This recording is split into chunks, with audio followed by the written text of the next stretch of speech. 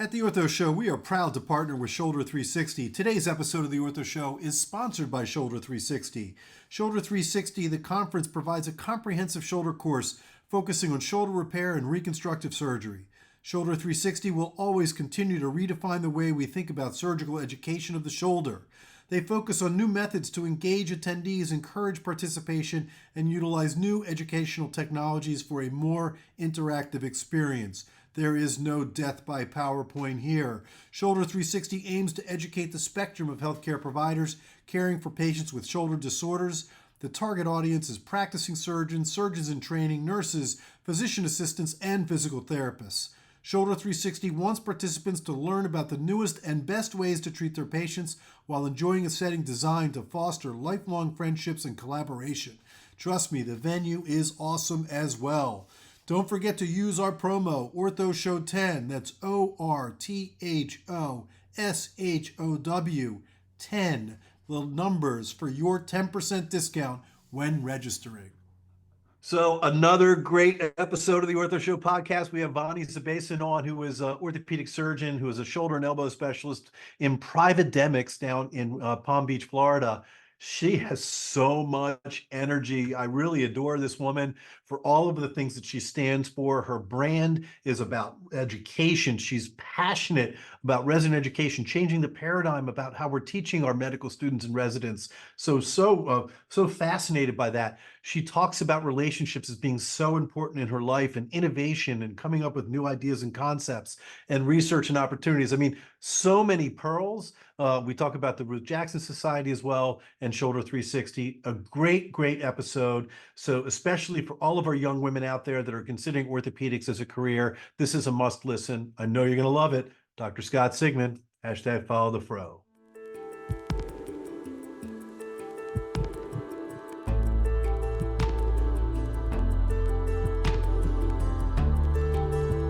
From Medical Media, this is The Ortho Show.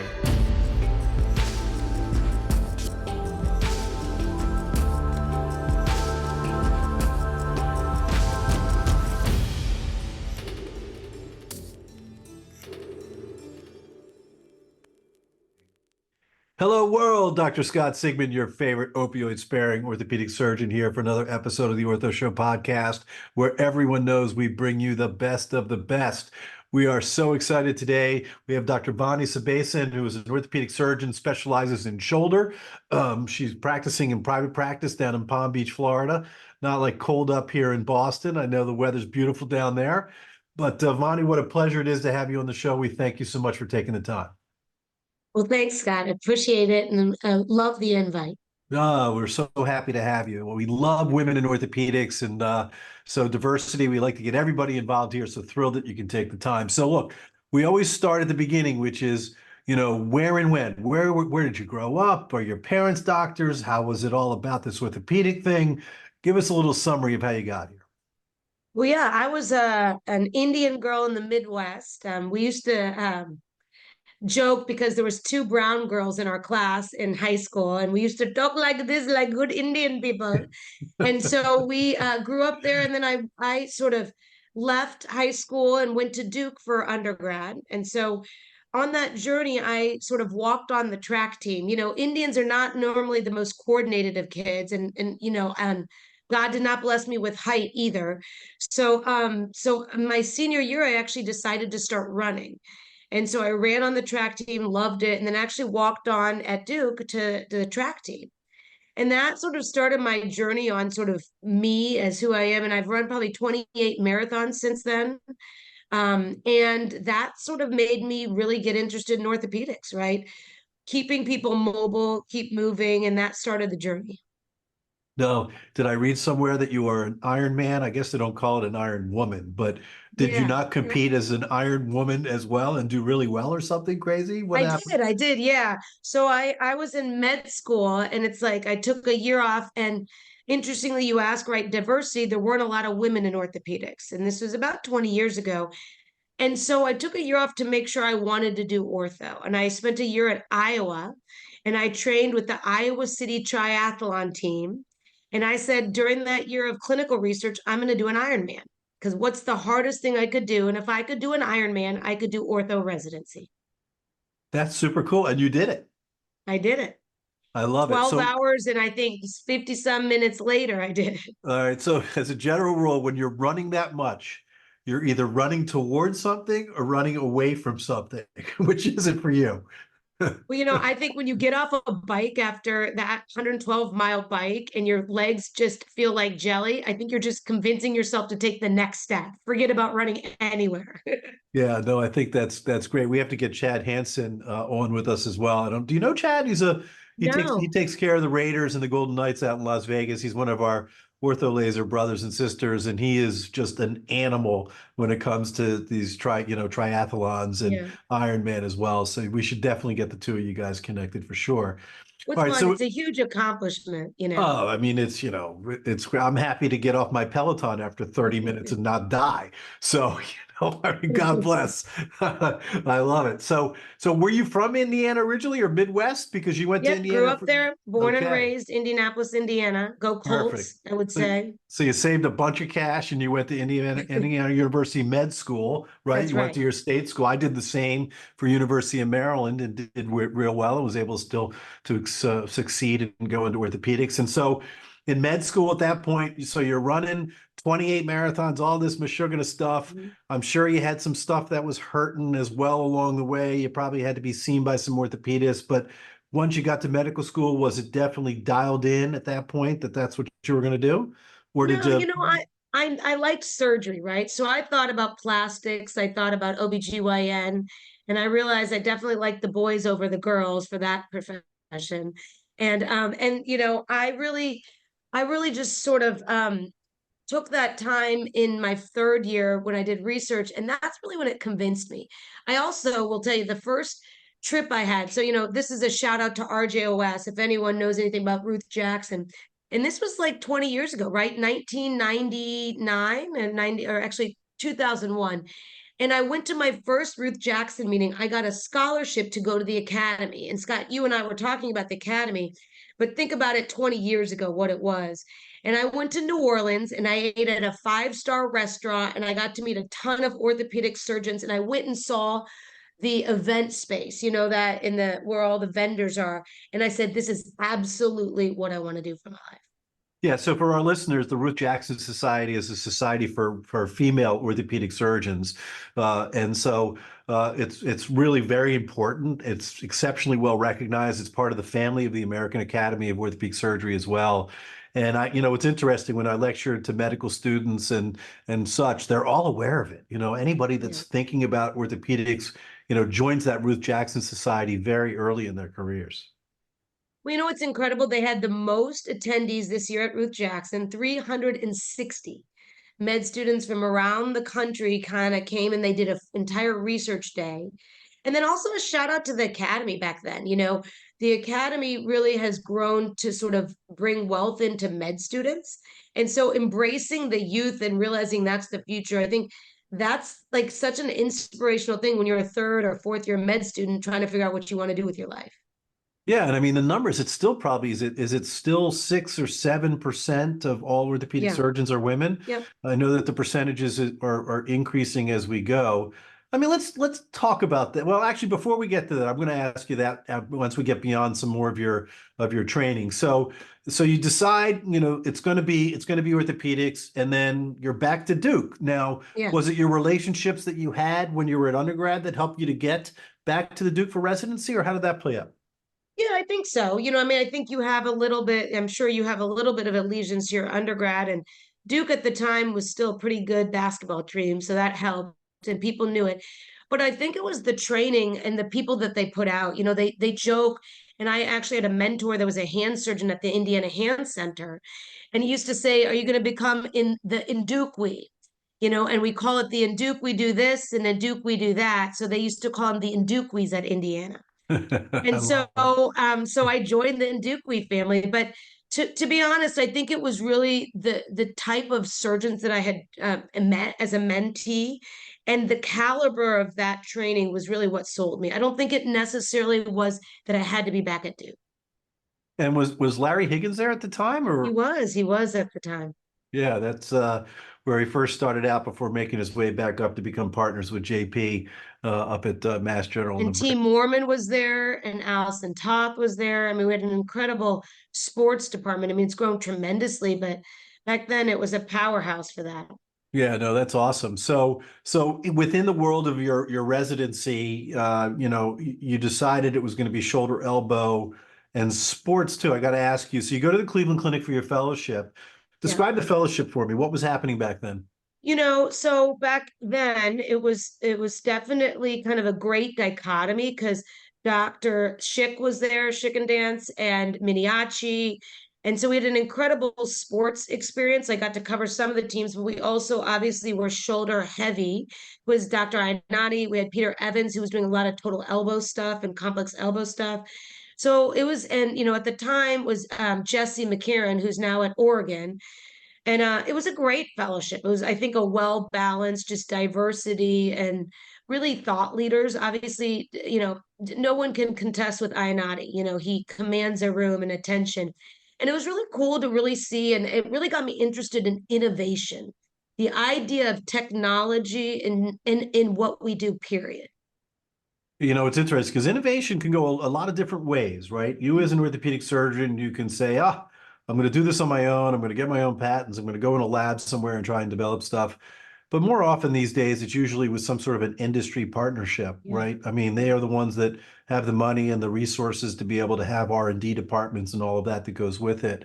But I mean, I think that, I have always been an innovator as well, right? And I think a lot of doctors choose not to be, right? I mean, most of the time they're like, I'm just going to keep plodding on doing the same operations that I learned in residency, and then the world goes by, right? So you had some amazing mentors, across that process and early in your career.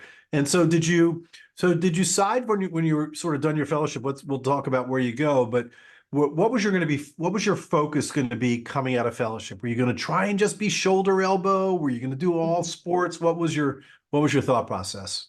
It's interesting. I think that sometimes, and I think it's always a journey. I think when we train young trainees now, it's always a journey for me to talk about because, I think there's a path of like the least resistance, which is the traditional path. You go back to place where you train, you become part of the faculty, and that's sort of your journey, and you get to join a family, right? And it's interesting because at the time there wasn't a lot of shoulder only jobs, right? Back in 20 years ago, and it was kind of an untested territory. And I went and started in a brand new med school. Like Homer Stryker gave $100 million to start this medical school in Kalamazoo, Michigan. So I don't know if I ever thought I would be there, but I tell you, my entire career has been about change and innovation. And the things that I was committed to was I wanted to be an educator and I wanted to be a researcher. I wanted to ask why and answer questions. And I think that those are the two things I've committed my entire career. And it's been a journey, definitely. But that's kind of where I started, where I've landed. I kind of haven't left. And so how did they find you at the Cleveland Clinic? I mean, because that was one of the areas where you could start fresh because it was a brand new school, new department. So you could come in and be the big fish, like literally right away. Yeah. Well, what's interesting about it is they'd had a residency program there for years. Can you believe that? In ortho. And so and this is where, I tell trainees all the time, your journey is your path. And if you have to appreciate every moment and every person you meet, because you never know, they might change your life, change your path, find you a job. And so I met the department chair at the time at a meeting, and we had lunch, and he sort of was like, this is where we are. But the program was so interesting because I trained at these big academic programs, big names, right? Like at Duke and Cleveland Clinic. And this is a small community program in Kalamazoo, Michigan, but they were doing amazing surgery. They had two incredible level 1 hospitals. And what I learned from that journey, that start, was there are so many ways to skin a cat, right? There are so many ways you can get to the end goal. And sometimes I think we lose track of that, right? So they were doing great surgery, great lifestyle, incredible community. I lived on a lake, I skied, and it was just one of these things. It's like, who knew that you could, like, the Chiefs didn't even take weekend call. And I was like slaving it away at Duke. And I was so mad as an attending. I was like, you got to be Q3, you got to do it my way. And they're like, no, we're just going to do it this way.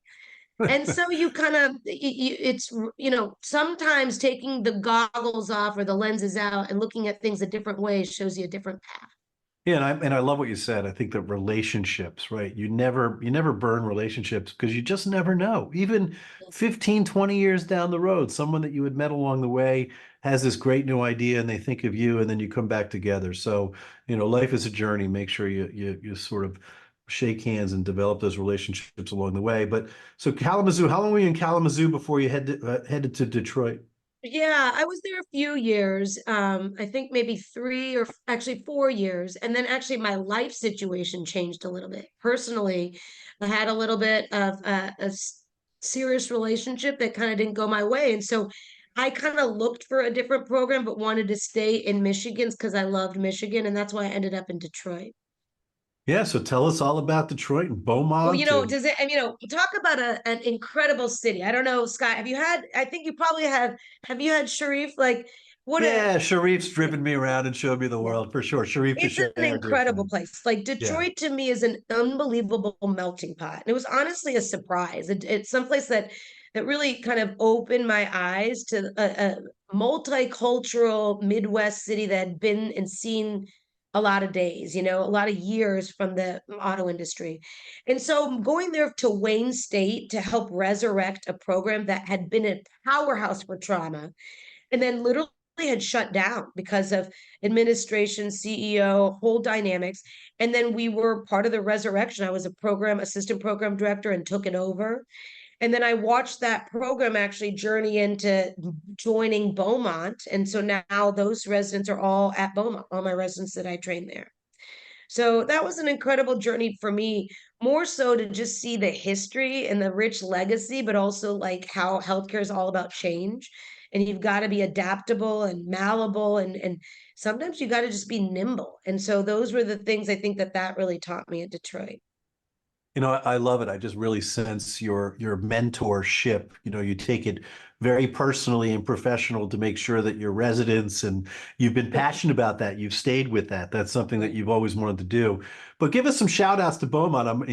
Mike Wider was there. You must have had some Exactly. So amazing time with him doing he did, shoulder and stuff. I don't know if you know the Wider family at all, but it's an incredible legacy. His father was an orthopedic surgeon locally, a legacy.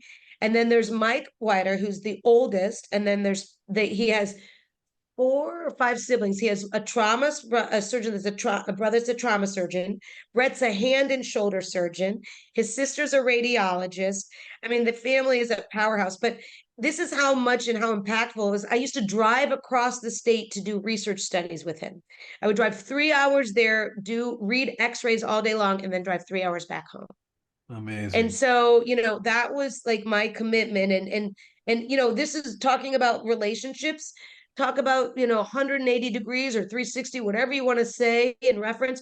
But 10, 20 years later, I get to be on a design team with him or a KOL to help enhance because he's always been an innovator. He's been an industry leader. He loved to push the limit. And that really fueled me. It has always been sort of exciting because they had a biomechanics lab at Beaumont and they would collaborate with industry and do really great stuff. Well, talk about the enhanced because I think that's a real. I mean, we don't we don't want to point out there's so many different right Yeah. shoulder replacement prostheses at this point, but the enhanced I think is really exciting because first of all, the design team is just amazing doctors like Yeah. yourself. Were you on the team or I was collaborating? not on the design team. No, Okay, but I'm an still, advisory role. yeah, but still, isn't it so cool? Like in one Yeah. little box, you can have all of those things to do everything that you need to do. It was really smartly designed. We'll give a shout out to Brian Hodorek from Ignite, the Yeah. Warsaw guys, which Yeah. sort of helped to create that. It's still Warsaw, Indiana is the orthopedic capital of the world. Yeah. Amazing the work that they've done there for sure. But yeah, so. But I guess it got a little cold up there eventually or something. I mean, talk to me. All of a sudden, next thing you know, you're going down to Cleveland Well, after being there this for is a about long time. relationships, right? Yeah, So sure. I met a bunch of incredibly amazing people at the Cleveland Clinic. And one of them was Will Barsoom. This guy is a powerhouse. He's a total joint. And I really felt like the clinic was like another family for me, like Duke. And so, I still keep in touch with a lot of the faculty that had nothing to do with shoulder elbow. So Will Barsoom was a friend of mine. I actually babysat his children and stayed at his house, and so dial back 7 years later, and he is the CEO of the Cleveland Clinic in Florida and wants to build a powerhouse in research and education in Florida. So he recruited me. And how do you say no to Palm Beach, Florida, and Will Barsoom? So, and the clinic coming back to that, in a better temperature for sure. And I so love it. it was an incredible thing. And, so he really was one of them. And so that was kind of an incredible full circle. And I'll just briefly diverge here for one other full circle. Brian Donnelly, who was the CEO of the Cleveland Clinic in England, his son is now his nephew is one of my residents now. So, he emailed me 10, 14 years later and says, I think you should look at my nephew. And he's incredibly gifted, and he'll be a leader in the field. His nephew is a fantastic resident. I love it. Now, Will is an Ortho Show alumni as well. Now has moved over to Hopco, which is interesting, right? As far as the healthcare consolidation that we're seeing across the country as well. So, well, that's a pretty cool opportunity to be able to move down to Palm Beach in Florida and be able to do amazing work. And but then I guess that lasted for a number of years, 4 years. But Vani is always on the move. She's always got Always on the move. relationships. What's happening next? Well, I mean, I think that like I said, so every move has been still on the journey and the straight and narrow of research and education.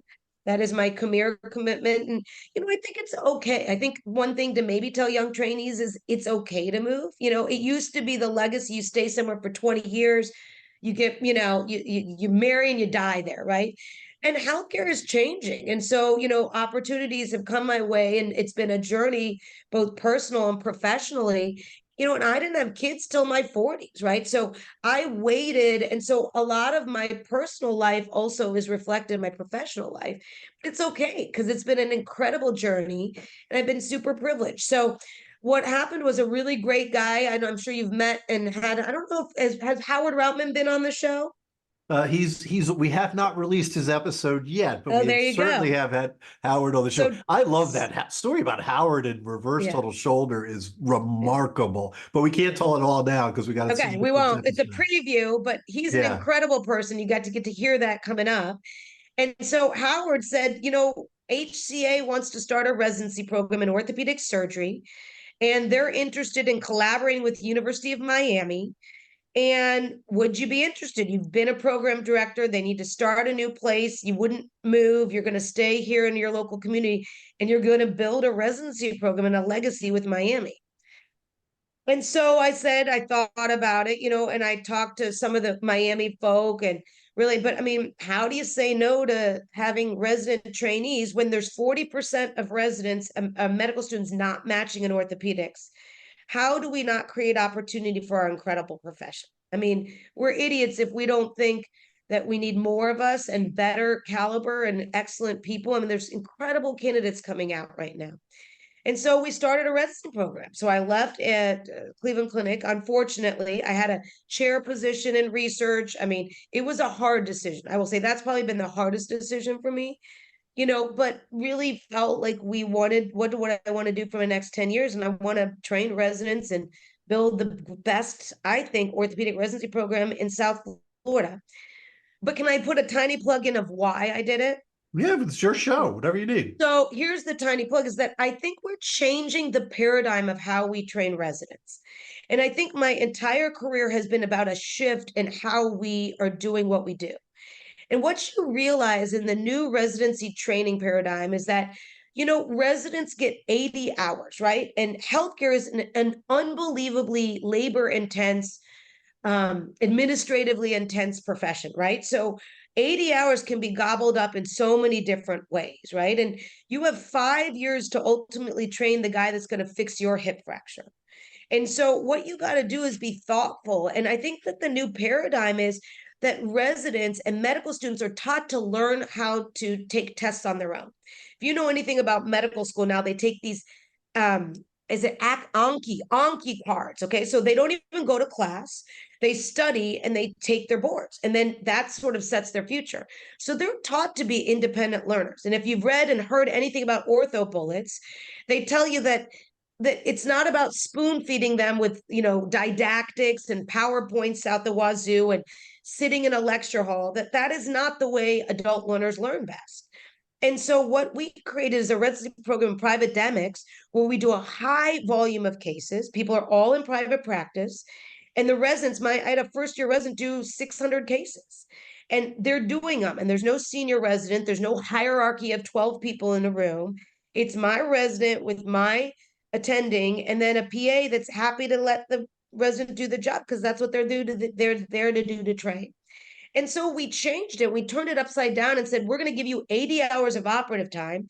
I pick guys that are smart, that are going to learn how to take a test, and we're going to help them. We're going to provide all the didactics and everything, but we're not going to spend hours and hours rounding on patients on a floor, answering a pager, and then putting in orders. We're going to try to give you those skill sets and teach you how to do that, but we're not going to inundate you with that.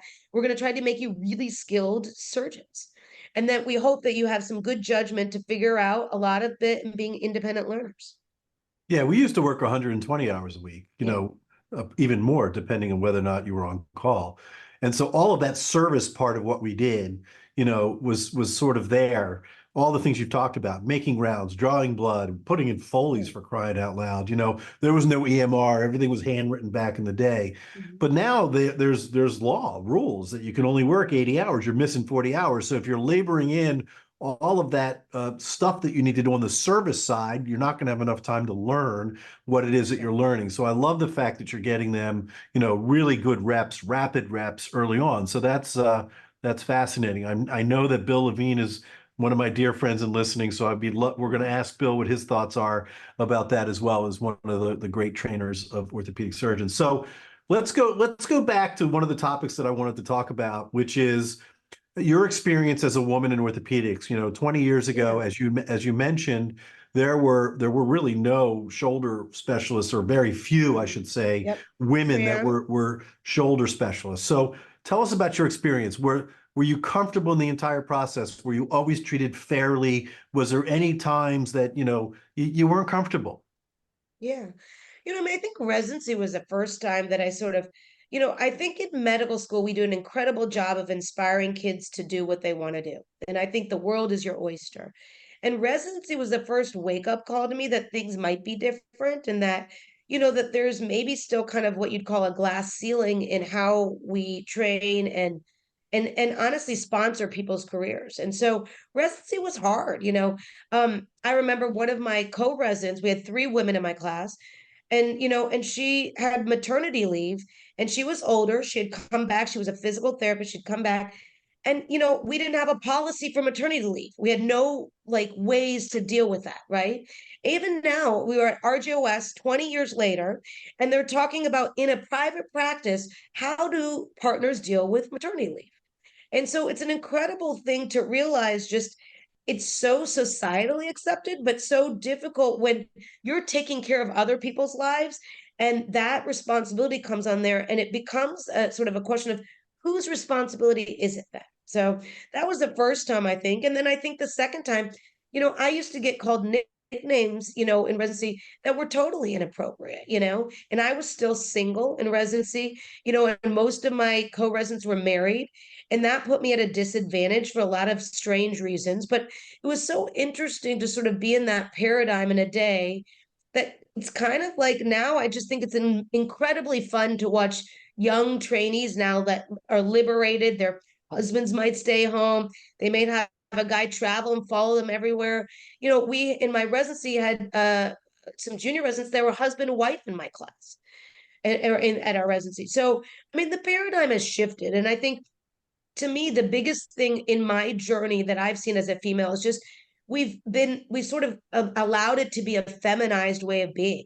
Like I remember I used to dress pretty, and I like to, I have eyelashes. I still try to do, be fun and cute, and that sort of was looked down upon for a while. You kind of couldn't be competent and cute and an attractive woman.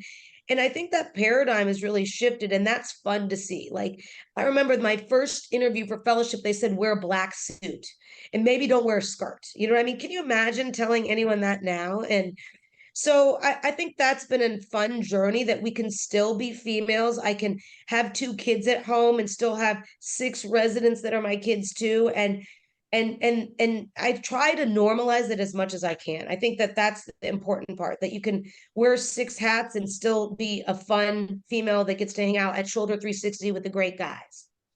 Yeah, no, I mean, there's certainly, I think the glass ceiling has truly been lifted, especially, for diversity, women in orthopedics. I mean, there's just tremendous leaders in Yeah. industry across all specialties at this point.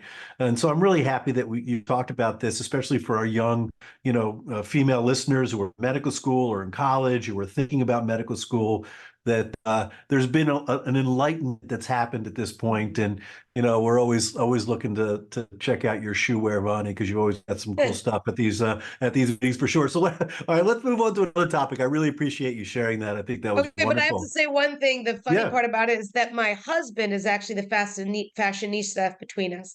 He knows Okay, I fashion better love than everyone. So it. it goes to show that the roles can be whatever it is. And my husband also is the one that gets assumed to be the orthopedic surgeon at any meeting that we go to. I love it. I love it. I love it. So listen, I'm not sure what it is with you deep shoulder people, but apparently you don't learn very well. You're like slow learners because there are so many shoulder conferences every year at this That's right. point. It is unbelievable. I'm like, it's not possible to be able to learn something new each time you go to one of these conferences. But But that maybe being we're said, just more fun, Scott. Don't you yeah, think about that? And we yeah, like you to hang guys, out more. you like to hang out with each other and have a lot of good times. So yeah, so you brought up Shoulder 360 at the Ortho Show. We're partners with Shoulder 360 again this year. We're very excited to be there live. We're going to be doing interviews as well. It's a really fun meeting that Rafi and Paul and Joe put together. What are you going to be doing there? Give us a little update or peek at what you're going to be Well, doing at I Shoulder mean the 360. drum roll, of course, but first I want to do a shout out to the fact that my residents obviously we're local, so we're near Miami, and so my residents went to that meeting and said it was the most entertaining meeting they've ever been to in their life. So I mean that's a shout out to sort of them and sort of how they do it, because I think the content's phenomenal at a lot of these meetings, but I think it's just sort of what they're doing. It's like it's how they're doing it. But we're adding on. So not only do I get to be part of the faculty, which I'm thrilled about, teaching and talking about, to me, controversial, but also kind of real practices of what we do. Sometimes we get esoteric in the shoulder world. And sometimes you got to bring it back down to like sort of what are you going to do tomorrow in the OR and how does that even make sense? So I think that's kind of fun. But the thing that I'm really excited about is we're doing a resident med school forum. We're doing a morning series. So you asked and mentioned Bill Levine, of course, the leader of all, and we're trying to, and Rob Gillespie, who's phenomenal if you've ever met him, and an educator and a program director too. So we're all running sort of a morning series for the residents, and sort of it's like real life hot topics, and it's going to be fun, and that's kind of exciting for me.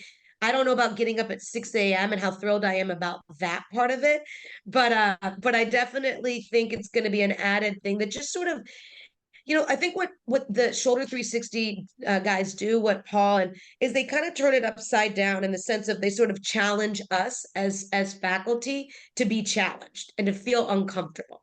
And I think that's fun and also just different, right? So that makes it fun because the audience gets to participate and just feeling a little being gonged, being pulled off the stage, being voted down, and I don't know if anyone saw Christian Art as a Frenchman, but I mean you can't beat that. Yeah, we've had Chris on the show too, and he gave us a little bit of French towards the end.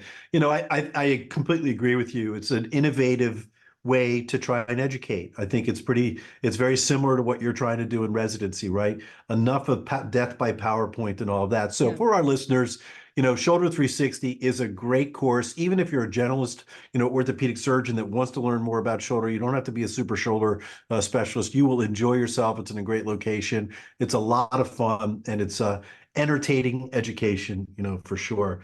So listen, Vani, we're coming to a close here, and I'm a brand guy, right? And so when I think of your brand, here are the things that really come to mind. That education is just so paramount to you, and it's passionate. It's sort of it's palpable for you. Relationships, innovation, research, and seeking out opportunity, all of those things which you express so beautifully to our listeners today. What a pleasure it is to have had you on. And we're so happy that you are now an Ortho Show alumni.